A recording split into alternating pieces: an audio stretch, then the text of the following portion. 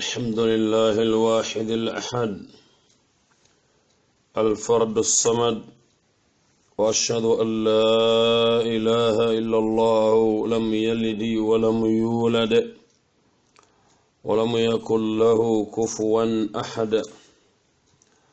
وأشهد أن نبينا محمد رسول الله المصدد وبنصر الله تعالى مؤيد صلوات الله وسلامه عليه أبدا مؤبد وعلى آله وصحبه أولو النهى والسؤدد ما بعد فالسلام عليكم ورحمة الله وبركاته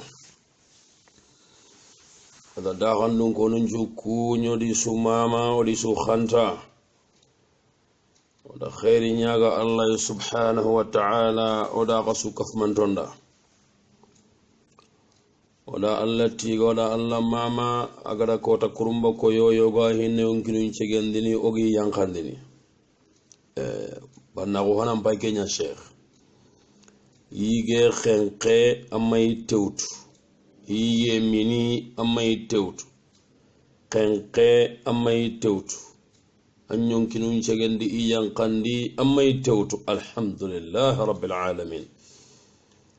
سلام أغنى من باني قورن تكوين كنن بغري كنهندا الحمد لله رب العالمين أدونيا سلامي نوا هراغناني أغمانيا سلامي نبينو الله ميغا مندا bawo owo mogonun kuntu be suga dangam mogontu alhamdulillah hagano nya silaminunga ogatini ashhadu an la ilaha illa allah wa ashhadu anna muhammadar rasulullah farlancallun karagi ogi sigindini oga jakkana na burnubi aga dikinoyi serebe ga da moye kina ngandaga hijunga walla manga daga na hijunga akada digan kanu su ko tongon nintenga tiya agada hubenu su nyina osa untengi alhamdulillah rabbil alamin oga silama ko ke gallen no hondi bane gacci malla wari lengi ko tanga o france ngi nyan ko tenkamma o espanyun ko nkuni no imamana na auto presida ahmad jabi kasamma majridin ko qoraga sire kinye qawshun yayino yayi qorfo sunta federation ngol nyanga non chuwi lew banyolan kon kuni odi khanta imam muhammadu kebe anda miside ada ngol nyanga no o jatigi be oganya kompendi muhammadu jabi misira ba maryama qorfo ndanga o seyremmo mahanera hayyakallah شيخ لخمي قنت غرفوف وسنتا غي نغار ما قيرونا اوكني فرنسا الحمد لله رب العالمين جمو دورو تورسو موكيتا ما ترندكي وچم باقين تامبي كين خان واجبينيا اوكني فرانس كي فتاو بي كوندلن كوها باغانديني فتاو نو تاميدو نخاتو وهاي كي وتو فرانس ني نان كوتينيا كاما لنجي ارابا لو 9 août 2017 insha Allah kumaniano ga mundo ndangi kata marasaye iyo hone ke karambanta ati message nunga biya igo numero ndrindini numero be go France o faga konno 06 05 52 57 67 o France numero mpay ke ngana moku o jamangu moku meno wa franji ngana moku franji no ku meno wa je répète 06 05 52 57 67 kumana wadangi ni kata marasai insha Allah o gada kana muhadara non da bari dono o wagilli marasai Allah ga nadu yetelen kota wana ile kata togon kadi pariyere kembele ketona saga empay kata karabangi insha Allah aganya mo gosu ucinne ke ngoma haragane katta ke gaso ala fin yo benna mun nanno contacter oni mo rompay trendin nunga trendin hanabe gaire akhi ngatini ke birenu gane sallen no gonni igane daga na urko walla igane daga na sujudi ina kusati way ma ke qotte kundi ke kalima kundi ga na konno sallen igatini birenu way ma inta konno karangena goji de koy de daga na ji hay to ko nan timiwa karangen cigindi ni ga konno anga banyani ma ga sujudi no gonya surtout igani ko lanta abul senga ina ko sati wa imma ona tanda jabe nga fa sahih na tongunya ko ke kalima konne nga benni har mare menne ne ngam nandu wa imma ali kari wa imma kada de ma hakarni anna nga bake mu kusoronga keda koy nandi har mare me lahu ta'alluqun kabir jiddan bi ummihi akthar min abihi kila koy nan di harmaremme to qali akilu ni ma kamana ngoti habe amari nan di woyma iwu ya ronga nga bakiamuko nan di woym baba hanta ga bakiamuko tindoy be gandam ma na jokki be gandam ma na kemme dandam baba na amma ga hinne na nga mo gobe ayan ko tam baba hinne an kamma kenni lemme sowa igu ku oy min wo mo gonto igo bere mengana sirwani ana presenter le menyani kariya ndake atogora nkawo andake atogora modi ngandake atogora kay angal war kenko no le mekenya sirwa barakiya anya fogume anya togume le meki kana bono Allahu anta haramunda sirendire meni kamma ke ganga tike ma harangana turi anga hungo nyai amma wamunda qalsi wamma gaba amma wamunda khalisin tamma gaba amma wamunda andam menu ngadome ba amma wamunda andam menu ntoko ba menu anga kattanya na sirhanji hasui galinganda turi nya kolosaranga amma kenna munda ala rahimallahu liwalidi alla gana hinna sarnum billah surtout sara yagaru yo o ga hillandi be konno onati ke kalima amma ga ke konno sallati makati salde no godi wayumma to mulaqunda demi khandu furasan nan kata walla nan to ke konno sale ngakanna ba'da magada ganyi bo boyimma qur'anan qotte he salle hinko ngediga meheti ana wanjiri ni anna ba'da katta andaga dey mo khomo fere nyan nan katu ke mbakka salle ke ken nokonde wa su'alu thani keso hillandin qahay kana qad tazawwaja mura'atan wa huwa ma'aha aw wa hiya ma'ahu fi faransa wa bainahuma 6 awlad atide gare yagida ga France le mutu muida naga yo kembele kete gusa daga yagarim pilla luti daga yagarim pilla linya kiti karabange kitere manifeste kibe ga maga yere atin tailenki ntayi humbane keta ke fitna yiwame kamma gajanduro ikiga butenne njaw ko tabane kite njo fe yagarake ima barama kende kida katu aga adaga police iri su goro ido yagare ke sulew idi su wara garda winga iga jiro garda winga bire be keta hi halle masha Allah la quwwata illa billah ille yagare ke walla mati illi su walla bal muhimmu illi su ke ngalla bonga tuni ga maga wara keso kerandarni masagara ke keso walloy ana wa hinna garda wike idi wara keta limu ko hatu babun ko maka sasa imuri hongali kebe ke kesio posande intado maga gemmede imi ñaaga imo ñaaga ondu wananti maga gemmello idi yakke kenaga ayi yakare ke Allah watu atun taqiya agadi kinya ni fitna ni kinya sigira be maga dagiro hiidi agan qora ke gay ido ñaago na Allah ñaagi da do wawu ñe ire mukuna ñille kattiya ire mukuna ngiri kafir nun kittundi ya mirahim bay kebal kotiyata khalas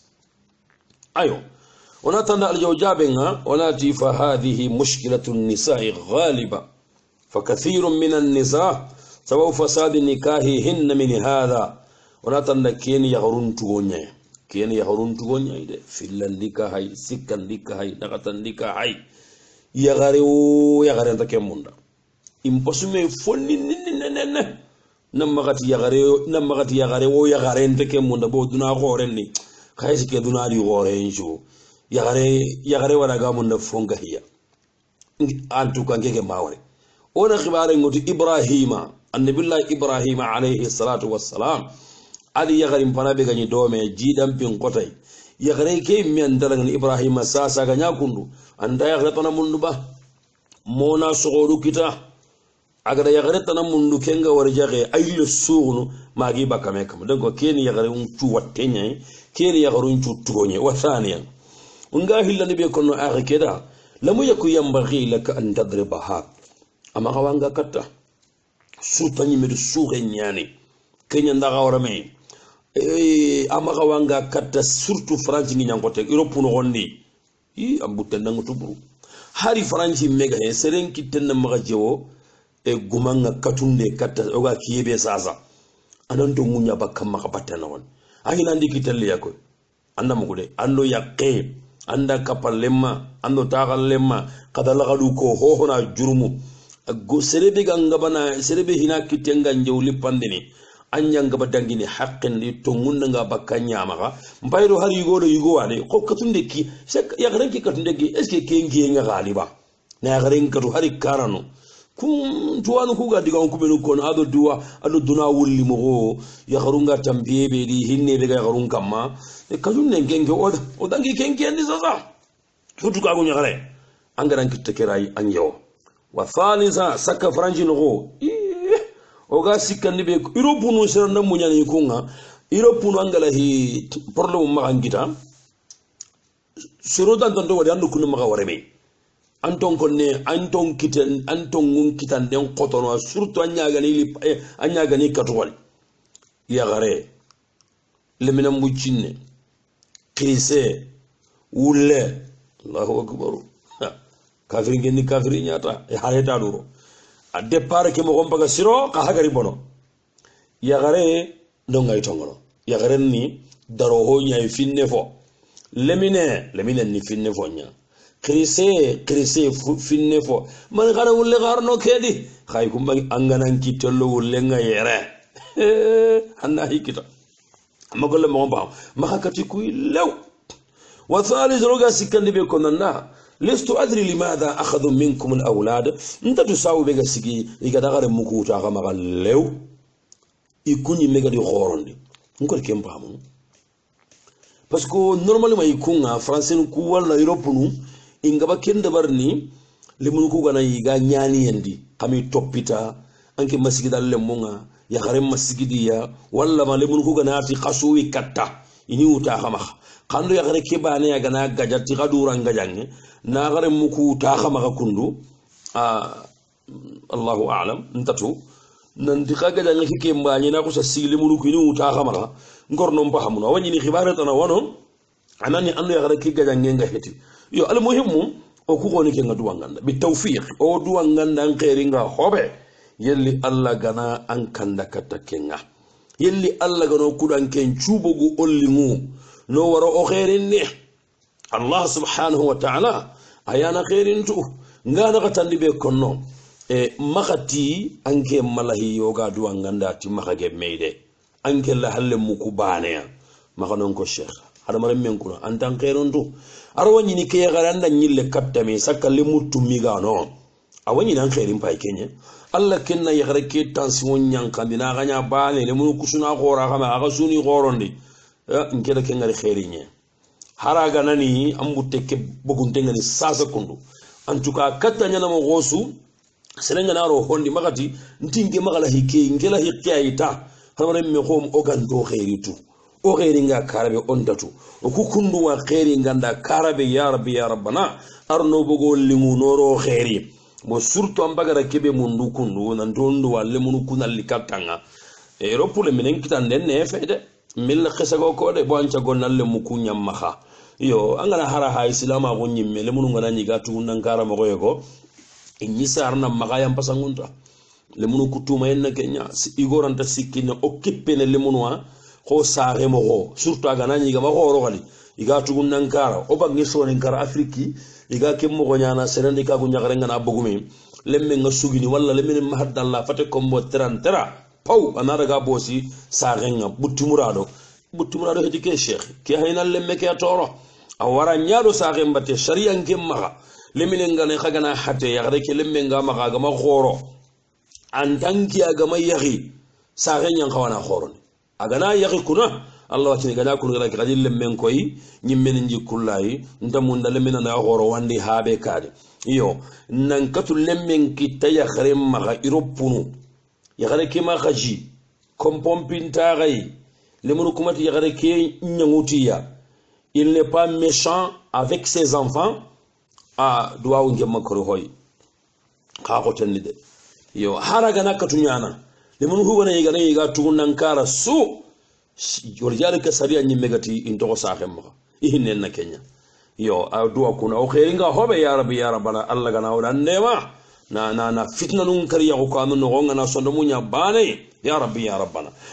trini ni sikkan nimbasi tayyake no o gana tayyeno go doro mu ko yonkono do tayyake no ho kenga mo gobe yogonu tima idi tirndaya tayyake galinganda ndoro meke yonko galinganda ga atoko sikki ndima wala al uthimini yarhamuhullah al-allamah ibn uthimini akitabe go an qawa sharhu kiyade nan akente anga tayyanno gondanga nan ndoro nshage ke futu to ga futu nu bana ya faranga ma yonko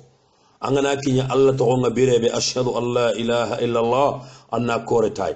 walla mangane duwanga anna koretai andama gure khagalinganda ayonko galinganda to sikki kundu al-amru fi hadha wasi'un usula hon ngra arsala ke ken qaram nasi mo ho gabera ken qara arsala kam mati yogonu kunta anna yonko anna shaytan khatatai yogonu gati ganna futu aga gonga kore kata Allah banan na gonga subhanahu subhana نعم والسؤال الرابع كان كيس الغطن يدخل في صلاة النافلة قبل العصر لغنجران جلن مبقتين يعني يرون ناهلا جلن لغنجران كالين أغا ناهلين أدو ناهلا غامي أغسر السمين انتجاغي مسلي هنني مسلي اسكي يروادو توقو ناهلا جلن كنغو nankusa nganniya salli halina kontine sallenga walla mina nahilan jalla ke kutwa ina la ganjara ke salli aljawabu la Allah da kenda barni anti allo sallan do gonde Allahu akbar anda nganniya nahila nyaay an cimme jaga salli hananginga nahila kiran daga hakenga ne kiran daga haragini nanya salli fana ila kunneke finu fil libana fagatu amma imma an yukammila an-nafilata thumma yusalli adh-dhuhr أو يقطع أي النافلة إن كان خاف خروج الوقت ثم يصلي الظهر إما الناهل نشلي كتب أن نشلي هنشلي أن نشلي جلنا كانوا فقط مجلو no mo hana be gam magana helan challe ke ampa timman diniya annaran challe hanan challe aha ngana kanu ga faqatin malato walla ma tandam maga nahilan kutu anna daga sallah nan jadarat anna daga ampajunga kha shurtu aga ngada arkambale kita maga kutu anga perdini ke ngara kambale barajan non wa su'alul ghamis keni kesio kargandi nyai iramu atike jagundiya ine ramu nyara gana yigi daga na ni gaga iramu kubenu ya horungi iro yana ira newu ira liginto ira bittanto ado silipunu ko kilotunuku kunga gandenga magobe idangani ma ken daga walla ma daga be suwatu ga payinanti kunyiramu ya harunna kullon dia haramun denyani eskiya daga ikena kunga ga ba al jawab ana tan da jabe nga ho haramun denya gani haramun denya na ma anna gaga ho gari fo faramun de dolo Allah daga gana haramun denya ne drunk Allah daga gana haramun denya ne sigreti Allah daga gana haramun denya ne messi aharamun denyan Allah ndaga gana qaisalin te aharamun denyan Allah ndaga gana to kon kadi dangu ho gani sanga ho nye dangu nyimu manu misginu kesu haramun denyan ma Allah ndaga gana fay galle aharamun denyan ma Allah ndaga gana wandi galle aharamun denyan ma Allah ndaga gana iramu benu bittantonga ni iram paybanto iran newu yagarenga narondi kombonga selanga fequnga selanga gidimmentuwa selanga angadi biyeso nanda haramun denyani yo goran tachini kega gande mparamun tenga maka kundu dred lianna andatu yagare ken rondini koda angati kiloti silipo akungu maharami ije mukum maharami diga même pa iro doroko ku miaketale doroko bittan doroko be ko sugi walla mo be doroken nani haqqin ci wasallanga asegen ci wasallanga ya renna kello ndada mbugo sellanga wandi gunna haya haramun de nyani kanke nga kenja gunu ya renga nari ho banga kendi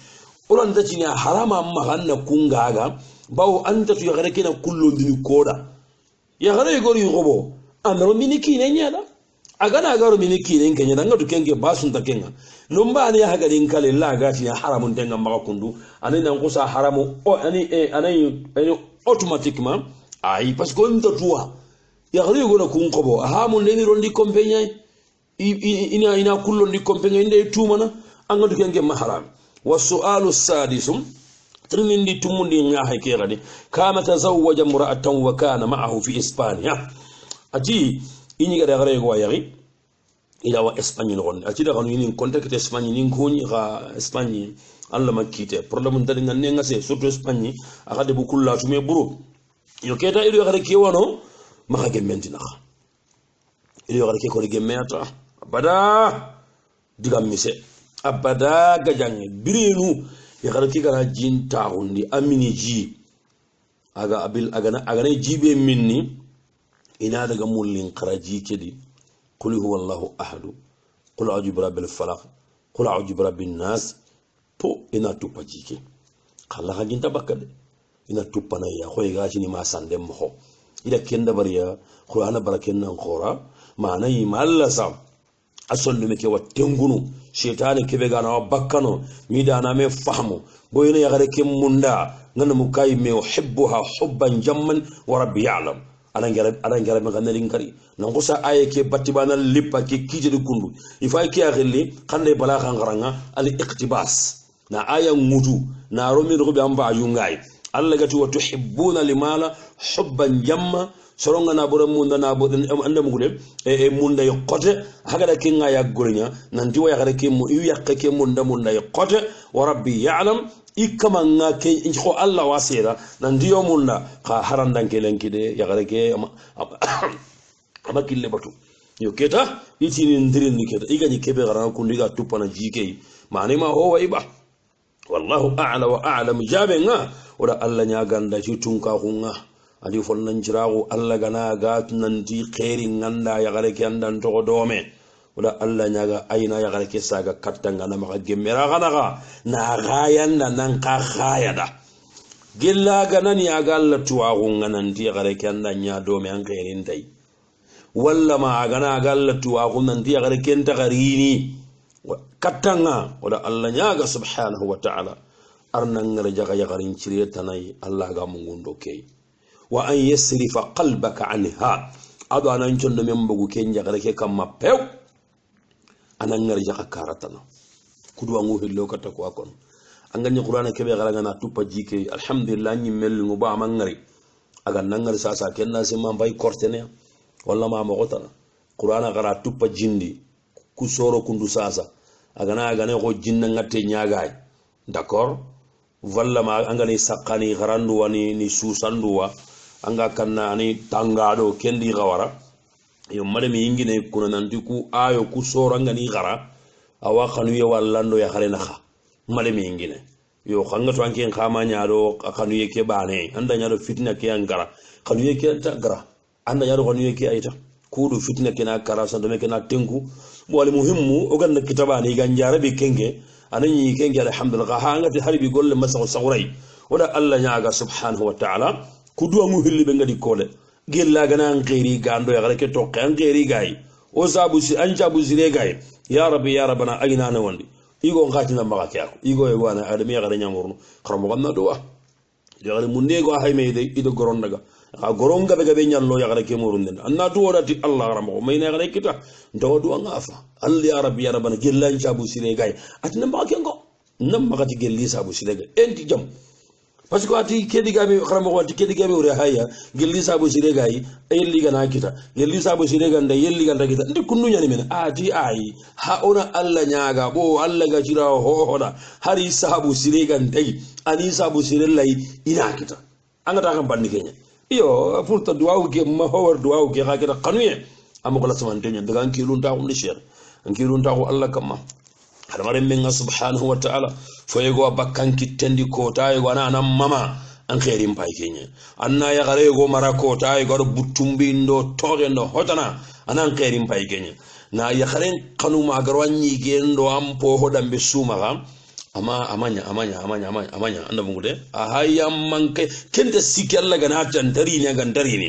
voilà ongara kebe ko datugi Allah kama subhanahu wa ta'ala wa su'alu sabi'u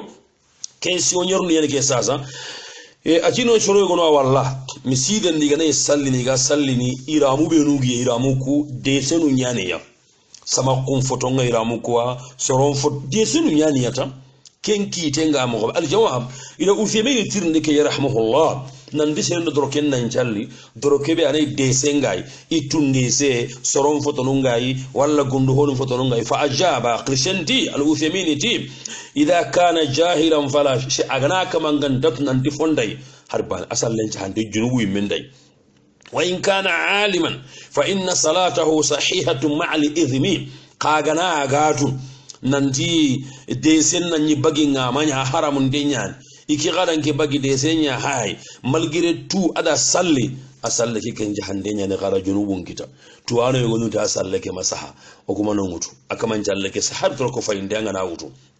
anda gana salle an jalle jahandenya anda Allah kuto sede be gana fay salle no gonde an jalle jahanden anda Allah kuto be gana ho haramun de am pay salle no gonde anda junubun dabarde khabari an jalle ki ken jahandenya kundro kondambu ga sorobe kanan kawa ken kon no misile ke alma minya la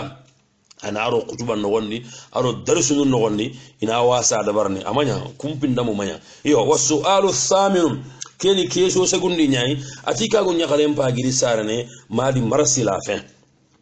matuma lo wende mars ya gare ke sare kenya awa one keli mola one madi ut message ki nganya hay ni ngani trenga na simma ngama trompe ana wada xey lo 6 août anga tukuntinto asare lo wende mars bon madi août ala warja renkita qasumani me combien mois ma à la fin de mars de mars avril mai juin juillet 5e mois akagu nyagare ngarjare akagu nyagare nyancare qasu karagandi adaga warja khadi wa kenken pagati mina bonondi ata surtout dogator no ngara ko mo be bitanno anita warja khimma dalla ga sabati iyo kembere keta aga kanna lemme kebe gi maga iga sarati lemme kebe iga nati na keno garde su amma garga hotora iti amma ga adabari hina ani tarenka ina otirni aljawab wana tanda jabe ngoda Allah nyaaga na subhanahu wa ta'ala aga sarati kebe kunu aina birandi na kacili ngara qe nodi nya silami noa illa Allah gantoli fitnati me lempinga khotobe aina no wondi sedebe hallenga maga masaha aina sahanya be gallenga wuranga aina sagandiri be gallem mare mo gonga Allah sama arni maranda aini kandanda iyo ya garenna no gonke non di kelo jurunda mera fontay amakkabe aga na sabat nan jino gonu ko haga sawme kamma aw hotoro no lemme kebe ga zare walla ma hotoro no sagen chahanga khalas ada ga no ke kenundi surtout angati amanya hane no gonguti bito nya fay kunu aga na du gona kinya khasun nagati yale sariya kenno ko ketan katu ken kenundi ni ça va être très difficile يا ما كيهب إن شاء الله وسؤال التاسع كيسو كبون دمباي أخي غريتي غرانغا دينغرا يغوي قرام مغن يليني غرانغوندي قرام مغو يغو شيخين كوان أي ليني غرانغوندي إكيان كيبيني سوالي كي سورون تغن جحند يغارين خورون غرني غرا يغنون غرني غرا جمان يمي سري إغابينيان قرامو كي غارين كبانتيني ادي ديما ndahemba awi qarangun dina wi demana yana tokonu nchahana khani sugara ngomeni salike nogonya ka iki an occupé no salike battenga lemunun tokon chahande ma sha Allah wala quwwata illa billah iyan kipene kenga awa i koro ida koro si qaramo ke angabi telefono tout le temps ani ghilla italangani me qaramo s'il te plaît ikema gama hataji telephone gabe ngani nona bawo yagari nyaginte nyaniya anken qabe gani kem mo bane hara gana nyu ogama yagi ya kuntona ga jistu gara ni ke ucem pakkemba ne ga tultana ni contacting nga kenni fo ay ama gemi ke kuna non ta no c'est pas grave o ga golle ke yanita o ga golle nga domi yanita anya na kharangen khiba wo mi yitime quand même khatif finalement nga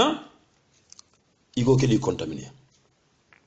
akusa kinyi maga sigira ide kiyelan tabakkaran kan ida ga madigam telefon bon kem mo di la sama ke ga wandi go badama sigi kan yadi ki na gamari igana wandi go ngari me sarle na ka ke kharam mo danke mo gondam be kunwanke final mangala garunga wadi jakhalli har tayo ila ga diga mun ira tro holla ga bironu ila walleri nyana tayo ila ga diga mun telefon ha itranga ni boy gitu mo sebon akuto hesa kay ta tan ken kono parce que anke mutte mure ake diga mi ureni mania awre ga de kebe a trindi de abe gara ko awotu bo it ko tayo ita danga ni est-ce que dis-moi est-ce que ke hejene bon la garunga keta ku kenci ne idi ki na daga umuranga walla hejunga ida alla nya gana ke igo himbogi sondo be haka farni fitna kundu bon keta mina kharla ke waraba karamo ke butiya iga na da kharla ke anti kunini abutiya bombe masha Allah la quwwata illa billahi bo mina kharla ke waraba iga na waragi nditirni ina mani konno Allah ranya igiri sarne amadalla al jawab jabe ge ga konno ran kunne ken karla wara karla ke wara akona ngina da nandi ke da karla ngara shegi bandi nyani karamo bandi nyani kora da keta karamo ke tole nyani kine ke talanka wana ngasir kende wallahi billahi igonna tunandi seredi tora gunko yakken baramaga anan talallaga ne kitumbilliya hillandi be nga konno ama quraga danan to maga waya garun Allah ku place ndambuwa conference ngibaru igonne organiser ya garumba ne ganani khibare be dabarni ya garunna dabari ini garam mo ngiri ina organisation dabari khalas ogana mun don sorondi congrès khibare muhadara gore khibare garungari ya garunna sorondi igunna sorondi kana ya garenya sigindi conference ke tartibinde ayana awa sheikh ni ku khilli walla ma benuga lemunu wegunu wadi ona go salemunu ndo ya garum birisa nanti kari do kari ke conference khibare na gama kana me giri wandi ya garul wandi gunya hay me giri o shal konta kinya fagaro amma ke wari amma ke bone wari ke hagar ku kharangun ya kundu fitna kusari akosa fitna do ya khar ambay qarla ke walla kame ho magaran nga tokko ke kharabada trini de o gira nya khare go wa saudi sittinga maga aga ya khol gani kharangundi o ti khara ke ya khare kharangundi ne hari wasafu igo magati wa ya kharu kharangundi ne wasafu ndi kenyi mera kantangara soronde sittingunya ne ya kharu khantame kamma nandi woni kharangundi kewira mun jagandi annalle munko ana masha Allah la quwwata illa billahi anani akana me dema akana me khara ngundi anani anken andi wallahi me indangalla khanda hari me kamma sitti nyani tanke no stage nyai qara ya garuku ho na qarani teringani jabanni korize farali karima ya garu yo no qaran kanne ke me hinanda ndima ko na qara ndalla watira nantanga geli masi paliso masil majara digan kanne ke me nan dogo teringana de ampay contact mbagani ando bane ana surtout kenke daga sigina angatu kakunda ka fatamanda bari anke naro kebe kununga question kamma kajamanya kaga me kamma kaga me garangunde contact ke garo kana ka problem bayno nya anni mo ke utimana ke maka corona faamu de cheikh muskila khore nyani ko hindamwa o make masha Allah wala quwwata illa billah aywana wa su'alu al-ashir keni question qatande nyati haba tugunne gwani makati karabanga ihaba tugunne masaha fo ana haqqila wate gondaraga akosa nyama ko haqqila vraiment adibita agana girnday haqqatinu benu anima khatara bakka kandi adi yaqe agana girnday de ima di yaqe ajima kunga mbugo kandi yata sasa yi hagala sa mi gaw vraiment iganati golle ki me kinyi kempanga mi gana gare ko adi golle ke faga pare ni mama de intatu ga fobe yana iti ino tirindi al jawabu sheikh wada Allah nya gada am batu gunne ke amata masa ha anyime sheikh wala man ko no kemballe serenga masa ha wada Allah nya ga ya rabbi ya rabbana aina sahana ngada ado watunde su hate watte kilu ngatte sonno me watte sahanna Allah maka jalla wa ala yalla Allah gani sahandi ora ke ban ko tiya kon anga turon dati ne ke abagandi kanni adaga minna wala dati na kini police ya ambaba kenni mehdi ama police ngolle nya masa ha ora ga kebe saqadu wawun kamma kenni he baneta surobe nu kuseran nambu gi magai ga masa ha wahingiya ikilu ngatte ngiya jinna ngatte ngiya kaga tunanti a akijan jeren denyani kadi kama nun ta hundi khungonga ni ta hundi ya hori gonu gare mengana waxe ndamun la kaji ta hundi o gara wa serenga lalo kanga ba do debenga ga yala nga do debenga anan ta hungoyi ara wa sere karni aga na sere kar kendi sasa har diyan dabaka bo sariyan kenda hornay sabaga masa ake sariyan ta hornay kunjiran ndambo aga nani kilunga tiketara kana murondia ada murondia aro serendali ga mun kenga kaluyumu ko yegonde kaganya ga jarnene ya aga kini wasoro nya katta ko ga tagara kira solengu to katti ngeyme espanyo gara saga ne kengota sunga tuna hila nogonde na so lengiri kada mani fahamu Allah subhanahu wa ta'ala ga magin gedema ngara sagadi ndo desa alere nga maga bogu aha kengo maga lengey porno mari franda gelengi ngene na saljiti kadun kono kubenu am kenka gume girise hari sawa berene aga ni ngara ni mugunda modi sage ani ngili modi sage ndi modi sage nyani ngako nduriya nga to ko jimmiside no gonni subhana rabbil a'la turun den no ngungutu ekendi ngeni ni kenko ta ngega bonde ngadaga talbo huwa giri ko alla kenga de serebi alla gada serengi sankisiyata kendani na yogoda nanci tina sahulli khungongure gumbu dinga ada siti mangu tinga ngure talbo huga bonde yogo gari kenga hawji a bonde na ke angatu kedin ke kasangana akem bonde na ke ina ndangi na ke lew asaro marage alla mo dema ke gati yo bonde na ke birebe na ke gan kusa giri prolo manya kunjiran ndambo on kawani tagunde naam ken kutenge oduwa nganda bane ko tiyata arna sahanya na sabariye ka hamma amunye aduga nani haraga nani haba tugunne khane haraga masaha atora gan kam monati ay amunyi habenya ni mara yan ko kaga nyaga maka saha keta kenke duwa umare ko tanto ko maka tirni tamundo bana ndimpay ide mo kawanda na yoy nandi photo ngana yan ko benda ngana sallan ko begede salle kenta sana yala kennero wandi photo walla haranyi me photo ikiye me photo nungi maka ay kawanda na kele game kawanyi namma faamo yitiya photo ngane kombe male gandarono kembadi se kele muslimu bangi kana ndi photo ngana ni kombe ngana salli kombe salle genda sana ke makoni photo kele photo nyonkoni nandi photo ngane kombe be di malaika ndarono tuwano na me sogi mani photo on kabila de senu ko ani ba ma ke photo be yoga to na ngato ngai gonu wala ngada ga tubabu ku wado barna na asolli manya ni jarintem photo samakem photo ina daga sigindi kunya kabanto ni automatiquement kunga digamente ke photo kundu sasa kar ke photo wa to ano goni kundi gella manya danditem photo andamo gode premium photo maki garde ankon bendi fono gati ay hadise kendoro kunga anado desen kalleki ay ken kono franda ngelengi to ano ngasoge ndi ken kam khana ndianga na salli kombendi photo ngano salle ke mataga ay kendi ga mesa hande wa su'alu thani asram ken kesu tammundo hillandi nyai akhi nyane atimal linkenya nesma wara Muhammad Sisi aba nesam bantan ada wara banda bangi atimal linkenya ni bon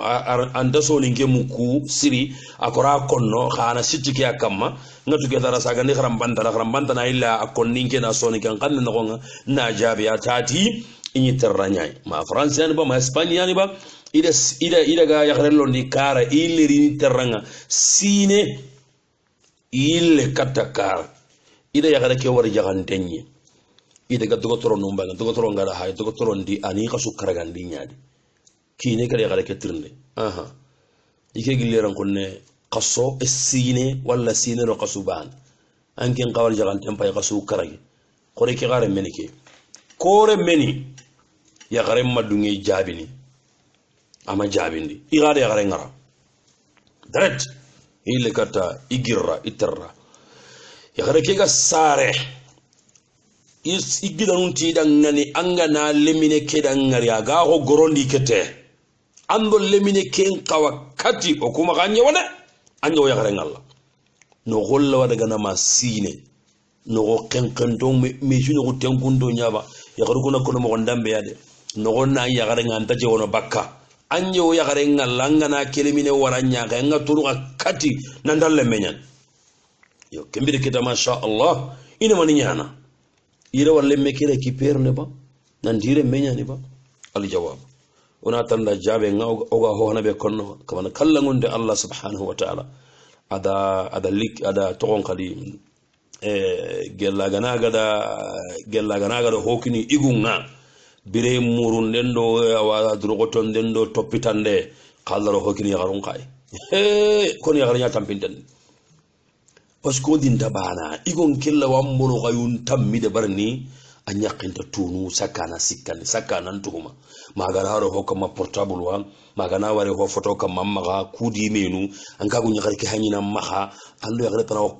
konta ki mehede aga hygiene yenya kamma an ka gunya garda tunu an dawar jagane o kanke ya garke folo ma nyina nyata sikkanari musine dangi sikkanari jarinde kengenari ken bo kenke duna karabane nyilla vraiment ya garunga tambien angi mena hay ya garinga tambebe walla no ngutunde hiccendo togendo hitana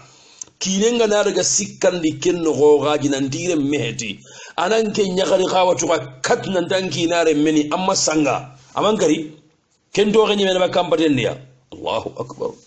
ndaro wange nyakeke ngeke mbayro go globally ma ya garin chuwa keta ado igon chuwa keta be lu ganyo sugunu ya garundi ni tuhuma ya garundi lemme hetike yube masaku ke korna molli shar kono korna molli odin tabana ko galle keke alla no ko to derure igon da war jagene igon da sarne angena semi igon ngona gan sarne abiyo nu lawre mungutu arno tanga wa thaniyan o gahilla libe konno bo sasa kundu anga gu nyagareke angati anga tirindi ama jabi di bange mallonya ati hobe gani kega la hobe gani ketalla la saman igare yagare ntirna ga majabindi ntatu mona nyagare ke jaragiya ga majabindi ba maga majabindi omma ga jaragiya onti ila bien fait anga taranga ni keno gobe ganga kono goni ikegi lere sine anke mbay kasu karagandi nya kono goni yagare maga jabindi aga majabindi keta kenya hagara sikandal la langendi ngi hayro sitti ke suron joy ke to khorna me dema hakum maga yagare ke ga majabi ndi ajaragiya ba ma majaragi ngi maga landa kitni kudiga muna aga wannanti ajaragi kange maga majaragi man ninga ta majarga wani ni golle ke daga tamu manya ado hillandi an mani konno akemba mun da intuge Allah kamma akenga na ga tunandiki na no gole kinenga na dino go hedi ado agana hari diga mu madama shikkan gari igon maga adiga men ho sigirai anda sakkayo kiara ko samul linkuruta ada warati amul linkura tuge Allah kamma lemmen ko sadagari adaga kawo faabe ngakali ange nyido kwanti ya wallahi billahi ngerem Allah menyani ke wandi go makki nga bada anke dun ta gonne ko ni magi hayba aken ko samul linkuruwa amaga nyaari ngatu kenya haga dan kem pawja kita kan ken kem maga tongunya ni ta bo wallahu a'la wa a'lam ya gara ke kuru yenda diga be yeran kunne an ga gunya gara ke du mene khomi karanya gara ko ngara ko mo watam bende buru surtout ya gara ngatrana maga trana nga gunnenga ange nga gunnenga gara ke wakara andar ngani ya ko ke mbugo sino ogano suga na karo ga sono saka ganni ya ko tengani anke mbillaga ke yagare walla yagare ke yagun nyamba kanke ngaranden kane ampagara awrandi ti jeni ke ga nari sorna ngani iki na kino gobe ge ino go heti sina bane gano go nyana anke nyillerini bon al muhimmu yagare ke gama digamu aga digamu ga sireni aga ma digamu ga diga Allahu a'la wa a'lam o ga sikandi be konno angati anga kinunti anyeho no gongu cenga daga nama qaso ma sine ima gare ko الله قال القرآن الله يعلم ما تحمل كل أنثى وما تغيض الأرحام وما تزداد إيك الله نتو يغرقا هو بوتو نغندي يغرق كلنغانو نغنو بينوكي إيك الله نتو نغو بيغا نغسيني آغا سارني ساري بيرم مكيني إيك الله نتو وما تزداد نغو بيغا هو كبانا ننغي قسون كبي إيك الله نكين نغو حقنتو الإمام الشنقيش رحمة الله على كتاب نغن أدواء البيان كي آية كي آية أدقامو كي كم مسيرين nanti nogo ngucempo late kempante yi durandalle marayo nanti go nogo ngucen kempene ke ay ada ko nanti imamu dhahaki ke yugo sagenga da warjaga mututai adalla sagen nogondi akam bombogu sagen nogonya aga sare manci en ko tay gari gada hay idan yakam bombuga wasoyni iti fallu sammihi dhahak yugo sagir dhahak nogo ngucem pakke ala tanyani de an kawunu magare ko warabi an ngana katani be kono naam lemineke alla warki perneke nanta ganya kunnu alle menyan ko waga daga nan ngani yagarki anna sagani yagarki gana dunge kanna tu anken nan kusa kelemme mullin cagandi kattandu yikunu nan jamullahi anay selinga magiri khabarun ko mo hohon danyana annat nan tikenni kitana gando magade kitana nganno maga oganna saudingi nyan kotten kam masasa kitano ngano iga kitniti alla sharia igo yakke gana warjage afalle kinelli atire mehdi lemine ngasare kinen ciga inan dire menyani inan katta tanjege jane bwana wampa gadungi nan tanda kajahiti jeni yenya tirni tamundi mpayaro sikandi ke gara tirni ndeke ala gilondi ni coordinateur ngana fonne ka tirindinde ke adim paten karenga atida mundo magati Allah y ondigamu aliyatimu kibaren ka bayi lemmu angatu bayi lemmu jamanun tabana khanwa okubange gamme nganati bayi lemme ona bayi ke mi hahena okubange nganati bayi kenni am fakhari am pabado ya kharube nuga sare habe am paba gida nyakarunda ka no yugo ko nganati bayi ifaido ampa ba yagarin dugun nunya yagaru be nuga fatini nira munto o te num magay gi goronde ni bayun ko ay kunya gete ikuna di bay le muy gum baydo kunya yagaru be nuga fatini nira munto o ite num magay gi goronde ni onan diga mo darsum bagande kunga manno ganne kamma ingana lay ikunde be yagare nyam fatina funun to kebe ga fati ama yimme wono kida lemu ku togo ya gare ke tey ne nyamaka lemu ku fay gorne baye nyamaka de ke ya gare nyangoti kuyi ke de kulemu ya gare ke sonko wale ke be gado ojo kiriti ason ala fi akordiga munu uyemma ati me yare lemu ku biboro ana dabarni tabani ina kiniya uronda nyame igana wani katu lemunu kuma matalanga duro goto ikisimaru angan diragana Iberia meni raga idi garin qasa qusu asaye katunne ke walla asa gere gana ni funyun kuti hakya ganti mun daga makuri inkara yangan kata toge bitte kule munu kam kana yam bim maga daga ko mo gobe atinan dinna horon dolla maga idemi ammu ku gayyagen na wari ida wari kenya gariya yaran kunnan daga timmu manga kyan daga tin in kollanju lew limunu angatu leminen kenta gelu sorono leminen kenta gunwa anna kushu muga na daga chance ati meda wari lemine ke ga tagu aga da huron jura ada forondo nya wutuna soji lemine ke hallundi anna muguti ankuru harisanyan Allahu akbar inna lillahi wa inna ilayhi raji'un limunu ku faabe ngano detay ke gille nyania awarga ma 14 minutes faabe ke fondama arandale munu ku wuttu ni kinyaduwa iga kebe murno maka habe laganti wuttu normally ma kembin namme fati ngana nya kundu ya garenga na lemun to limunu kunanga bakinyine ya gare ke sa limunu kuma konenya ya gare kebe aga fati kundu gide nya garuga namaka limunu ngana goro kumma kunna nyana go imenuma anago lemo ko bam teynenchu haraga teynere mi khorone lagana namu nyinji fallahu akbar inna lillahi wa inna ilayhi raji'un hinne yanqa silama gonka liminan chugunchuga sagen fati Allahu akbar ada to gamma ankin ka to gon yagare nyai anga jalantu hobe ga jalandi angatu ankin datu mankana kara annan kallun to serema lemunum ma wa kummen no wonne Allahu akbar sheikh adire mun to halle jala gotenni kendale sheikh adire mun to Allah ma krishundale munun kinan kengan na kullu munun tonya wala Allah nya ga subhanahu wa ta'ala Allah gana hinne kullu munwa ni goron den wonni yalla Allah gani bogan kitan no wonle ayna hinne munu kuma makeke memu wa bada ho gore lagarunga bo on daga annabi nyimmi ona tunanti al yatime haraga sugunjuga heti limine ngana hari fate kombo habe ngana karannabiti Allahumma inni uharju haqqa ad-da'ifaini sur lampundo hilli annabi kumpin nan koto annabi magasiri ya garendo aliyatime limina mushinne ngamu ndana hilla nibe ko kesi o kamma ke ya gare be kundanga tarake golle agara haiba ma haqilingi mo gondi ba asahan deni ba la samayade serin chondon kawanda onga kinyene ma keme degere na kenyan de nellemme kende ne hakray mehna na duna to kamma tay nu sollon kawanta ko wase ande nellemme nga wunu antano na barawut har ken ka gane ka ga dabito har ken yimme awo wallahi tay ngabe sangati tay nellemu tay ni ko haymina anje ngaci ni bayi sere gabe sangati bayi lemunga ambir yellaga ku bayi lemu akitengure on daga ta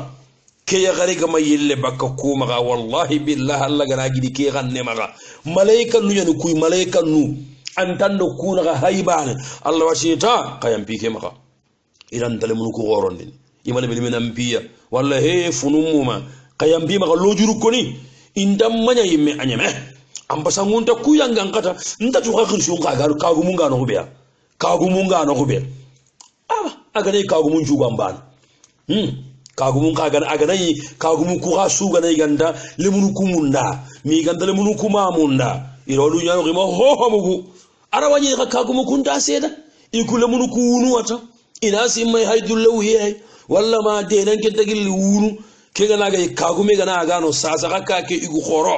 kunyan qasiki ina solle sigindi kedi lemunu ku ini utu ke gare maka ini kini ya gare tanayi ya gare ke ina ta haketa kagumu karawanyana indasera arawanyana yowasera isuwa manya lemunu ku suwanti munda lemunu kuma hureke suwanti munda ona hinto Allah maga wallahi billahi Allah subhanahu wa ta'ala kuminga da hoho nya komenga Allah ndakka bana kebe Allah ga daraga na rakutu ada yusufu aghinu ida goniya na bogo baka habenga na da ngi gunna na bora na warage den no gonni Allah ga raba gandi ari tori suwa lew ay lisu mara on daga ta naam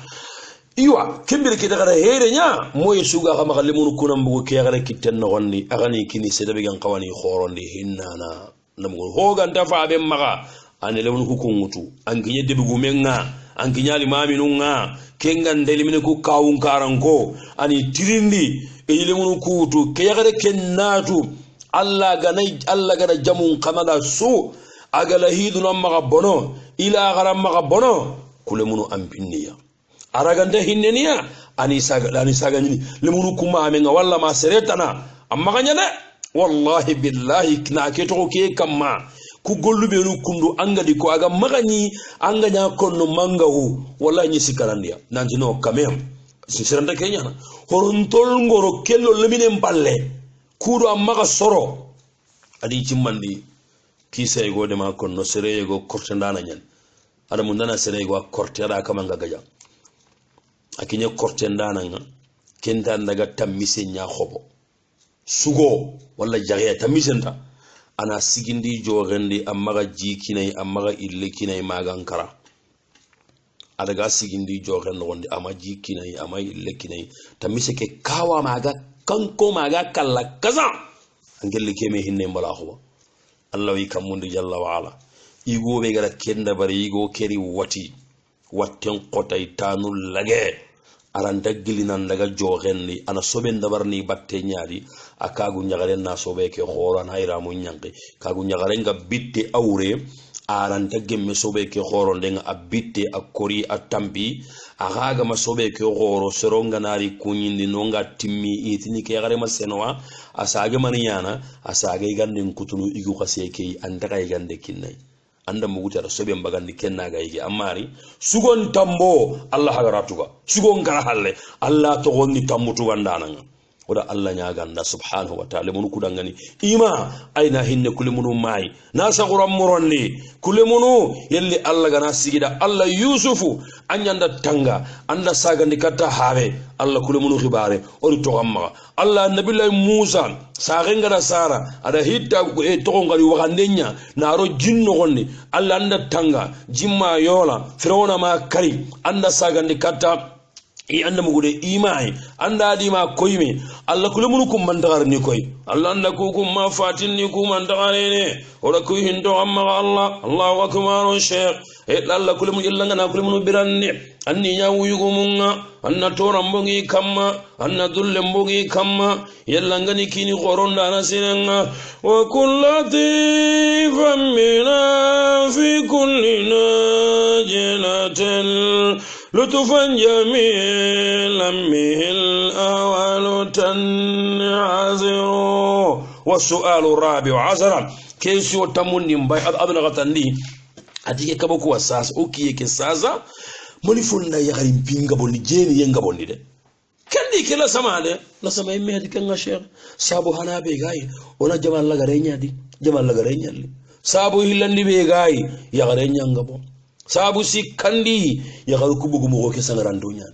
ya gare be gadu wallahi jabu he pandolo seqinte jini soqinte durkille mu nga sella nga bitan nya nga gare ngiji mem mo gonjuwa ado igulu ya garu ngaro me di buru o nya galu su ho hodam be no zu o ya garu kunya katin danna media kiyana sabun na ga tandi be ga Allah kan den logoyi ado du koroshin den logoyi sabu karaganni qoro imbalago mare manyaw mare ndo keke washer ganni ani mare ngay mare logo ya gul logo liminu jogoroti me igumma aya karimma sabu karagandi be ga kutelo honu kwa nda duna karabana ngenju kara na jenje kutelo honu de lawan numero ngitaba a problème ke numero ketare agnu ho hay kiyadi kana me mul linkri andana me mul linkira nyakenta seda aga kinanta seda kana me sasunu ngarame golle mo nga aga talla jakko kundu tumunni be gayi Allah haqugan do jamanu hari ga nati be jeni ya go ke wuci awaka non cidio inda ga sere katta inda ga sere karni andama gude khalas ken kuna ga nay sere kallenga na libane yo sere ngama kusikemu biro an kawana kemu e kesi otamunni mbay ado karagandi awaya ni aya nyana hola garenga aya ni kesi hola garenga ati bo idin dar suntaringa hakat ke take de ngadi gamu kara tagano ku kamma adi gen ho mi la sama ngale digamu brenu anna simana mpaido serenya ngara kama lagati toro ndan ken dar sube ngalo tu karangon kamma verama tagana otombaga Allah gana khairinya ati kungi da isoro sikiyani ga gunnen yan cikilo kanna ga hanju law iwati jongon ngene qaso kilonu hilli ina kunya dangane ane ko ta su kilonu hillitiye qaso ngana sigina ke qaso ti jon konju denge